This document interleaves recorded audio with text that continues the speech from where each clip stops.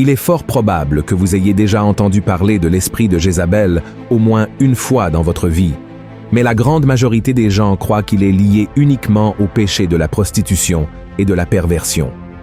Cependant, en réalité, ce n'est pas seulement cela. L'esprit de Jézabel possède de nombreuses caractéristiques qui entravent la croissance de l'Église et éloignent les gens de la présence de Dieu. Et vous devez vous demander, mais pasteur, qui était Jézabel?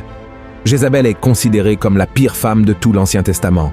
Elle était mariée au roi Achab et a introduit des pratiques païennes en Israël, ce qui a déplu fortement à Dieu. Elle était une reine très méchante qui promouvait l'idolâtrie, tuait de nombreux prophètes et persuadait son mari d'adorer un autre Dieu que le Seigneur. Elle soutenait 850 prophètes des dieux Baal et Astarté. Ce prophète pratiquait des rituels abominables, suscitant la colère de Dieu. Le mal qui habitait dans le cœur de Jézabel était si grand, si fort, qu'Élias, l'un des plus grands et importants prophètes que Dieu ait jamais suscité, a fui par peur des menaces de cette femme et a même demandé au Seigneur de le tuer. Dans le livre des Rois, chapitre 19, il est écrit que Élie, voyant cela, se leva et s'en alla pour sauver sa vie. Il arriva à Béer-Shéba, qui appartient à Juda, et il y laissa son serviteur. Pour lui, il alla dans le désert où, après une journée de marche, il s'assit sous un genêt et demanda la mort, en disant « C'est assez. Maintenant, Éternel, prends mon âme, car je ne suis pas meilleur que mes pères. » Mais Jézabel a été punie.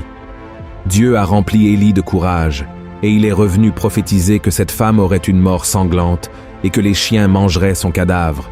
Et c'est exactement ce qui s'est passé. La Bible raconte qu'un homme appelé Jéhu a tué le fils de Jézabel, et, à cause de cela, elle l'a défié. Alors Jéhu a envoyé quelques hommes pour la tuer. Ils ont envahi le palais et ont jeté Jézabel par la fenêtre. Jéhu l'a ensuite écrasée avec ses chevaux. Lorsqu'ils l'ont enterrée, ils n'ont trouvé que son crâne, ses pieds et ses mains, car les chiens avaient mangé le reste. Les actions de Jézabel contre le peuple de Dieu étaient si destructrices que son nom a été adopté par un esprit malin très puissant, dont le seul objectif est de détruire l'autorité de Dieu. Et sa cible favorite est l'Église. Malheureusement, dans presque toutes les communautés chrétiennes, il existe une Jézabel qui trompe les gens et entrave leur croissance spirituelle. Et Dieu veut nous utiliser pour vaincre cet esprit malin, afin que son peuple puisse être béni. Mais comment savoir si l'esprit de Jézabel habite parmi nous? Il existe quelques caractéristiques qui peuvent indiquer la présence d'une Jézabel dans votre Église. Et la première d'entre elles est la prostitution. Dans le livre des Rois, chapitre 9, il est raconté que Jézabel était une femme vaniteuse et habituée à atteindre ses objectifs par la séduction. Dans la Bible, le terme prostitution a le sens d'infidélité tant conjugale que spirituelle. Quand une personne n'est pas fidèle à Dieu, elle se prostitue, car Jésus a dit que personne ne peut servir deux maîtres. Jézabel pratiquait à la fois la prostitution sexuelle, en trahissant son mari, et la sorcellerie, en trahissant le Dieu d'Israël. L'esprit de Jézabel entre dans les églises par le biais de personnes qui ne vivent pas une vie de sainteté. C'est pourquoi les pasteurs et les autres leaders doivent faire attention à qui ils mettent devant l'autel pour ministère. Je sais que nous sommes tous imparfaits, pécheurs, mais la personne qui est à la tête d'un département de l'Église doit vivre une vie de sainteté. Une personne en péché de fornication et de prostitution, par exemple, n'est pas prête à diriger, car elle doit être restaurée. Et nous devons le faire avec amour et beaucoup de patience, ne jamais exposer personne en public. En plus de cette situation, il y a aussi la prostitution spirituelle. Beaucoup de membres d'Église sont rebelles à l'égard de la communauté où ils se rassemblent. Des personnes comme celle-ci sautent d'une branche à l'autre, cherchant où trouver quelqu'un qui leur convienne, et chaque jour cherchent une église et un pasteur qui fassent leur volonté.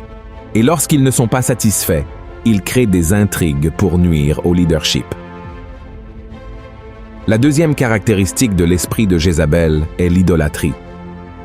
La Bible raconte que Jézabel adorait des idoles et avait une armée de prophètes composée de plus de 850 hommes qu'elle soutenait pour vénérer des dieux étrangers. De nos jours, nous voyons rarement ce type de pratique, mais l'idolâtrie va au-delà des images sculptées. L'idolâtrie, c'est tout, ce qui prend la place de Dieu dans notre cœur, car le Seigneur doit être la priorité dans notre vie. Par exemple, de nos jours, il existe un monde évangélique où des personnalités telles que des chanteurs et des pasteurs se distinguent plus par leur charisme et leur talent que par leur foi en Jésus. Et c'est là que l'esprit de Jézabel agit.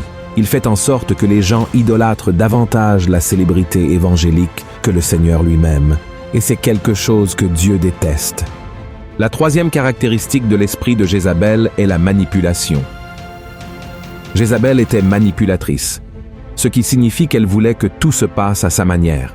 Elle a même convaincu son mari d'abandonner le Dieu d'Israël et d'adorer le Dieu Baal. De plus, elle était très envieuse. À un moment donné, elle a ourdi un mensonge pour faire tuer un homme nommé Naboth, simplement parce que son mari convoitait sa terre. Ainsi, elle a pris la vie et la propriété d'un homme innocent. Une personne manipulatrice ment pour obtenir ce qu'elle veut. Elle trahit et poignarde dans le dos, cherchant à se venger de ceux qui refusent de faire sa volonté. L'esprit de Jézabel entre dans de nombreuses églises par le biais de personnes qui veulent tout contrôler. Certains de ces individus occupent déjà des postes de responsabilité professionnellement et reflètent cette attitude au sein de l'Église, pensant qu'ils peuvent donner des ordres à leurs frères comme s'ils étaient des employés ou des subordonnés sur le lieu de travail.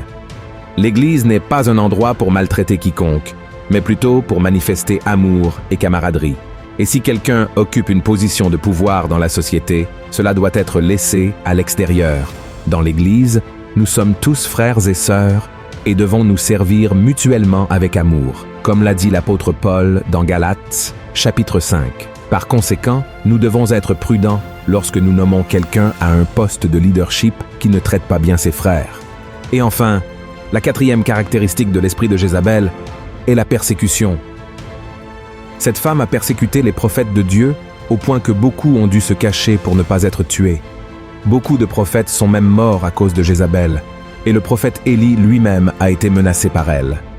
Une des raisons de cette persécution est que les prophètes de l'époque parlaient la vérité et non ceux que Jézabel et son mari voulaient entendre. De même, l'esprit de Jézabel peut être perçu dans des églises où des personnes sont persécutées par leurs propres frères.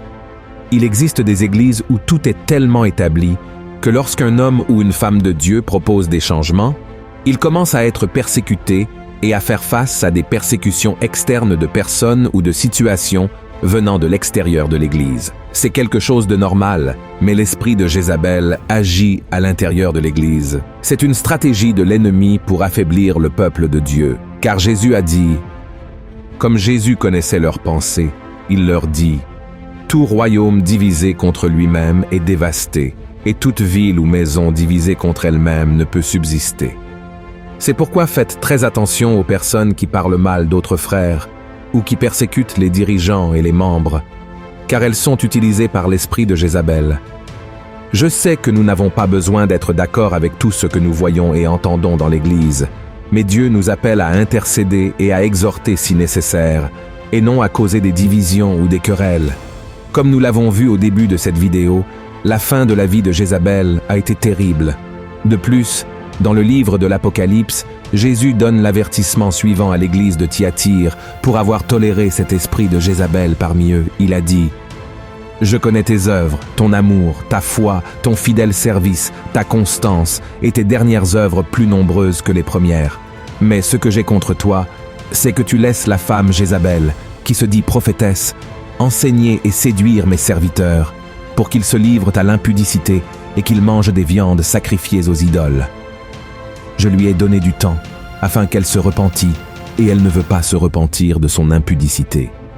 Voici, je vais la jeter sur un lit, et envoyer une grande tribulation à ceux qui commettent adultère avec elle, à moins qu'ils ne se repentent de leurs œuvres. Je ferai mourir de mort ses enfants, et toutes les églises connaîtront que je suis celui qui sonde les reins et les cœurs, et je vous rendrai à chacun selon vos œuvres. Donc, si dans votre église quelqu'un présente ces caractéristiques, commencez à prier pour cette personne, car elle pourrait être dominée par un esprit démoniaque qui doit être chassé. Mais faites attention à ne pas être utilisé par l'ennemi en propageant des ragots et en diffamant cette personne. L'amour est l'accomplissement de la loi. Et en tant que chrétiens, nous devons rechercher la paix avant tout. Beaucoup de ces personnes sont simplement religieuses et n'ont pas encore eu une véritable expérience avec Dieu. Elles ont besoin de nous pour les bénir. Maintenant, si la personne refuse d'être corrigée, il n'y a rien qui puisse être fait. La Bible est très claire sur ce que Dieu fera à ceux qui permettent à n'importe quel esprit démoniaque de dominer leur vie. Le psalmiste a écrit: « C'est pourquoi les méchants ne résistent pas au jour du jugement, ni les pécheurs dans l'assemblée des justes. Car l'Éternel connaît la voie des justes, et la voie des pécheurs mène à la ruine. » Si vous avez apprécié ce message, partagez-le avec vos amis et votre famille et abonnez-vous à ma chaîne. Que Dieu vous bénisse.